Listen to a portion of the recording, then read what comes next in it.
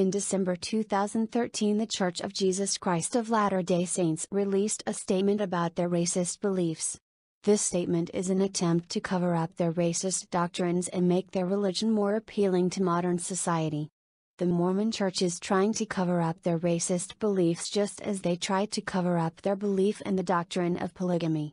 The Mormon Church is now trying to claim that these racist ideas were never doctrine of their church.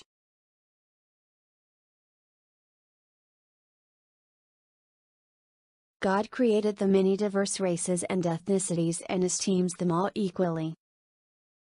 I believe that God does view everyone equally regardless of their race, but that is not what the Book of Mormon teaches. 2 Nephi chapter 5 verse 21 and 23. Quote, "And he had caused the cursing to come upon them, yea, even a sore cursing, because of their iniquity. For behold, they had hardened their hearts against him, that they had become like unto a flint, wherefore, as they were white, and exceedingly fair and delightsome, that they might not be enticing unto my people. The Lord God did cause a skin of blackness to come upon them. And cursed shall be the seed of him that mixeth with their seed, for they shall be cursed even with the same cursing. And the Lord spake it, and it was done." End quote. Despite this modern reality, for much of its history, from the mid-1800s until 1978, the Church did not ordain men of Black African descent to its priesthood or allow Black men or women to participate in temple endowment or sealing ordinances. The ban of Blacks receiving the Mormon priesthoods was not just a speculation of Mormon leaders such as Brigham Young. It is in fact the doctrine taught by their scriptures. Mormons still believe these scriptures are true revelations from God to this day. Abraham chapter 1 verses 21 and 27. Quote, "Now this king of Egypt was a descendant from the loins of Ham, and was a partaker of the blood of the Canaanites by birth. Now, Pharaoh being of that lineage by which he could not have the right of priesthood. Notwithstanding the Pharaohs would fain claim it from Noah, through Ham, therefore my father was led away by their idolatry." End quote. The justifications for this restriction echoed the widespread ideas about racial inferiority that had been used to argue for the legalization of Black servitude in the territory of Utah. According to one view, which had been promulgated in the United States from at least the 1730s, Blacks descended from the same lineage as the biblical Cain, who slew his brother Abel.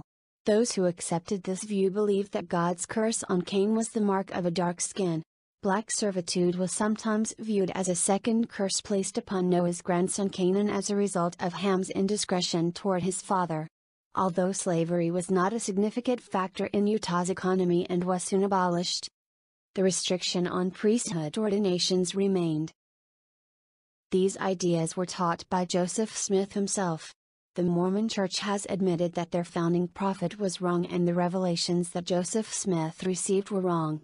Joseph Smith said, quote, "It remains as a lasting monument of the decree of Jehovah, to the shame and confusion of all who have cried out against the South, in consequence of their holding the sons of Ham in servitude.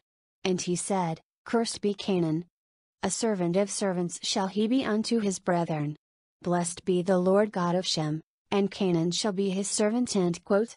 Joseph Smith, History of the Church, by Joseph Smith, Volume 2. Pages 436 to 438. Joseph Smith used the curse of Ham as a justification for slavery in the southern states. Joseph Smith taught these racist Mormon doctrines.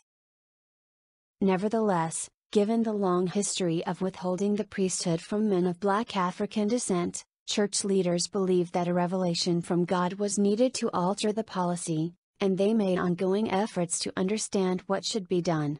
After praying for guidance, President Mackay did not feel impressed to lift the ban.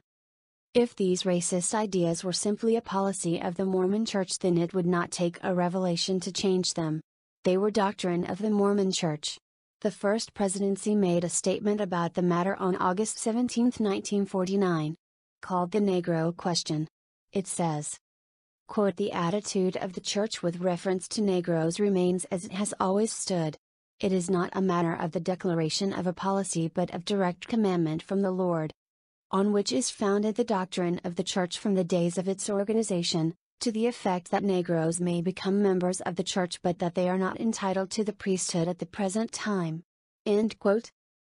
Today, the church disavows the theories advanced in the past that black skin is a sign of divine disfavor or curse, or that it reflects actions in a premortal life, that mixed-race marriages are a sin, or that blacks or people of any other race or ethnicity are inferior in any way to anyone else.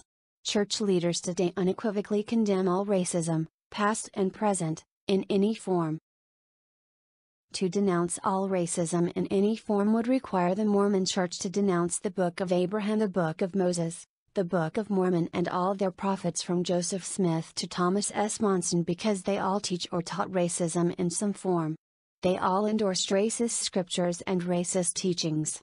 By admitting that these racist doctrines are not true, the Mormon Church is admitting that it is not true.